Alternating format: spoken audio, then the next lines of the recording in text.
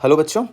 Last video में हम लोगों ने मिरर रोटेशन के बारे में बात किया था, जिसमें कि लॉ ऑफ रिफ्लेक्शन का बेसिक आइडिया देखा था। फिर केस फर्स्ट के बारे में बात किया था कि भाई इंसिडेंट रे को फिक्स रख के मिरर को रोटेट करने से रिफ्लेक्टेड रे पे क्या फ़र्क पड़ता है ना, ये देखा था। उसके बाद फिर हम लोग इंसिडेंट रे को रोटेट किए थे और मिरर को फिक्स रखे थे, तो फिर जो है रिफ्लेक्टेड रे कितना एंगल घूमेगा उसके बारे में बात किए थे। और उसके बाद फिर जो है incident ray as well as mirror दोनों को ही रोटेट कर रहे हो पॉइंट ऑफ इंसिडेंस के अबाउट, तो फिर जो है रिफ्लेक्टेड रे कितना एंगल घूमेगा विथ टाइम, है ना। और angular velocity, reflected ray, incident ray and mirror, ये सब का किस तरीके से रिलेटेड होगा, ये सारी बातें देखे थे। एंड साइन कन्वेंशन के बारे में भी बात किए थे, है ना। आज के वीडियो में इसी कॉन्सेप्ट पे बेस्ड हम लोग सवाल देखने वाले हैं एक। तो सवाल ये है कि mirror and incident ray are rotated about O, about point of incidence, with constant angular speed omega 2 and omega 1 respectively, as shown. 2 times of omega 2 is greater than omega 1. Then we are supposed to find angular velocity of reflected ray, first part में, and second part में find speed of spotlight on wall at time t. Consider spotlight was at point p at t is equals to 0. ये है question. तो question में जो detail दिया है उसके हिसाब से डिकोड करते हैं क्वेश्चन को। पहले दिया क्या है डिटेल कि पॉइंट ऑफ इंसिडेंस के about mirror constant angular velocity omega 2 से घूम रहा है क्लॉकवाइज। इंसिडेंट रे यहाँ गिर रहा है और इंसिडेंट रे भी कांस्टेंट एंगुलर वेलोसिटी ओमेगा 1 से रोटेट कर रहा है clockwise about point of incidence, है ना। तो पहले पार्ट में जो बात किया गया है कि रिफ्लेक्टेड रे जो है इसका एंगुलर स्पीड क्या होगा, है ना, ये अपने को फाइंड करने बोला गया है ओमेगा 3 के बारे में। तो देखो, सबसे पहले कंसीडर कर लेते हैं क्लॉकवाइज को पॉजिटिव, है ना। अब इंसिडेंट रे एंड मिरर दोनों ही क्लॉकवाइज घूम रहे हैं और क्लॉकवाइज को पॉजिटिव माने हो तो साइन कन्वेंशन से इंसिडेंट रे का एंगुलर स्पीड जो है प्लस साइन के साथ लिखोगे क्लॉकवाइज है तो, और मिरर का भी एंगुलर स्पीड क्लॉकवाइज है तो प्लस साइन के साथ लिख दिया, है ना। अब देखो, angular speed of reflected ray 2 times of angular speed of mirror minus angular speed of incident ray, ये होता है। एंड साइन कन्वेंशन के साथ इसमें हम लोग वैल्यूज पुट करते हैं।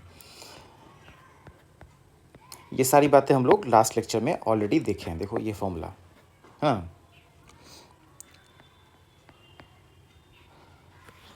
तो साइन के साथ वैल्यू पुट करने पे रिफ्लेक्टेड रे का जो ओमेगा, जिसको नाम दिया ओमेगा 3, ये आ गया 2 times of omega 2 minus omega 1, है ना। ये जो वैल्यूज़ है इस सब को रिस्पेक्टिव जगह पे विद साइन पुट कर दिया।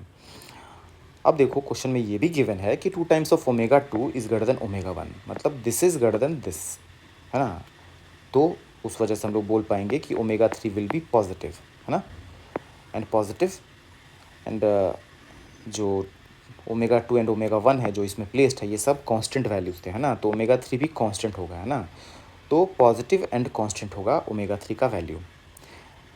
पॉजिटिव का मतलब क्लॉकवाइज, है ना। तो ओमेगा 3 रिफ्लेक्टेड रे कैसे घूम रहा होगा, क्लॉकवाइज, है ना। कांस्टेंट एंगुलर स्पीड इतने से रिफ्लेक्टेड रे घूम रहा होगा।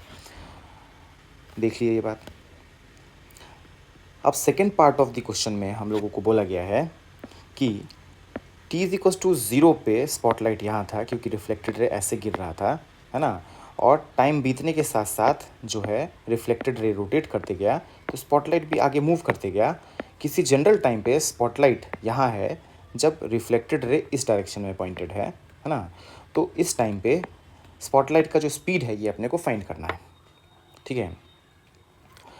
अब ये जो प्रॉब्लम है ये है based angular parameters in straight line motion नाम के कॉन्सेप्ट पे, जिस पे बेस्ड वीडियो ऑलरेडी चैनल पे अपलोडेड है। डिस्क्रिप्शन में उसका लिंक आपको मिल जाएगा। मेक श्योर करें कि वो जो वीडियोस है वो आप ज़रूर देख लें, सो दैट ये जो पार्ट है ये आपको और बेटर तरीके से समझ में आए, ठीक है। तो देखिए, टाइम 0 पे जब स्पॉटलाइट यहाँ था, इस पोजीशन को अगर हम लोग ओरिजिन मान ले एंड इधर की तरफ एक्स एक्सिस मान ले, पॉजिटिव एक्स डायरेक्शन, तो टाइम के साथ पार्टिकल का एक्स बदल रहा है ना। पोजीशन जो है वो बदल रहा है। किसी जनरल टाइम पे पोजीशन हो जाएगा एक्स, है ना। And rate of change of position D x by D T, इसको हम लोग बोल पाएंगे क्या, वेलोसिटी, है ना। एंड वेलोसिटी का मैग्नीट्यूड स्पीड। तो अपने को अगर स्पीड ऑफ स्पॉटलाइट फाइंड करना है तो पोजीशन फाइंड करके उसको डिफ्रेंशिएट करना पड़ेगा। अब देखिए एंगुलर स्पीड है कांस्टेंट ओमेगा 3 जिसको हम लोग ओमेगा से रिप्रेजेंट कर रहे हैं। तो टी टाइम में जो एंगल कवर करेगा that will be omega T, क्योंकि एंगुलर स्पीड कांस्टेंट है तो constant angular speed into time. And इस राइट एंगल ट्रायंगल में देखिए तो tan ऑफ थीटा को लिख पाएंगे x बाई डी, है ना। तो यहाँ से x को लिख पाएंगे d tan थीटा। अब जब ये लिख पा रहे हैं तो x जो है that is d tan theta, इसको अगर हम लोग डिफ्रेंशिएट करते हैं तो वेलोसिटी आ जाएगा। तो डिफ्रेंशिएट कर लेते हैं with respect to time. x को जब t के रिस्पेक्ट में डिफ्रेंशिएट किए तो पता चला x तो थीटा का फंक्शन था। तो पहले तो चेन रूल लगा के x को थीटा के रिस्पेक्ट में डिफ्रेंशिएट करेंगे, फिर थीटा को t के रिस्पेक्ट में डिफ्रेंशिएट करेंगे, है ना। अब d x by d theta will be d sec square theta, है ना। एंड थीटा का differentiation with respect to t will give us omega, है ना। तो यहाँ ओमेगा आ जाएगा। उस तरीके से जो v है ना, वो आ जाएगा D omega cos square theta. बोलो बात पक्की। अब इसमें थीटा का वैल्यू पुट कर सकते हैं, तो थीटा का value omega into T, omega is omega 3, तो omega 3 into T. And omega 3 था कितना, इतना, 2 times of omega 2 minus omega 1। तो ये वैल्यू पुट कर दोगे थीटा की जगह पे, है ना। एंड ओमेगा की जगह पे omega 3 which is 2 times of omega 2 minus omega 1 put कर देंगे तो आंसर इतना आ जाएगा, speed of spotlight at general time t. बात आ रही क्या समझ में। इसी सवाल को सर्कुलर मोशन का यूज़ करके भी हम लोग देख सकते हैं। देखो सर्कुलर मोशन में हम लोग बात किए थे कि पार्टिकल अगर सर्कुलर ट्रैक पे चल रहा है तो रेडियस के परपेंडिकुलर जो वेलोसिटी है वी परपेंडिकुलर वो ओमेगा से रिलेटेड होता है कुछ इस तरीके से, है ना। या फिर वी परपेंडिकुलर को आर ओमेगा बोल सकते हैं। आर इज़ द रेडियस या gap between A and B. अब देखो यहाँ पे स्पॉटलाइट जब आगे की तरफ चल रहा था रिफ्लेक्टेड रे के घूमने की वजह से, तो इस मोमेंट पे इस पॉइंट को सेंटर ऑफ सर्कल मान के इसको अगर रेडियस मानते हैं, है ना, तो रेडियस के परपेंडिकुलर वेलोसिटी अगर अपने को मिल जाए तो सर्कुलर मोशन वाले कॉन्सेप्ट से वी परपेंडिकुलर आर ओमेगा से रिलेट करके हम लोग आगे प्रोसीड कर पाएंगे, ठीक है। अब देखो टाइम टी में यहाँ से यहाँ जो स्पॉटलाइट गया उस प्रोसेस में रिफ्लेक्टेड रे यहाँ से यहाँ घूमा है कांस्टेंट एंगुलर स्पीड से, तो एंगल रोटेटेड को हम लोग बोल पाएंगे टाइम टी में theta will B omega T, ठीक है। अब ये जो थीटा है ज्योमेट्रिकली देखो this theta and this theta ये दोनों एंगल होंगे बराबर।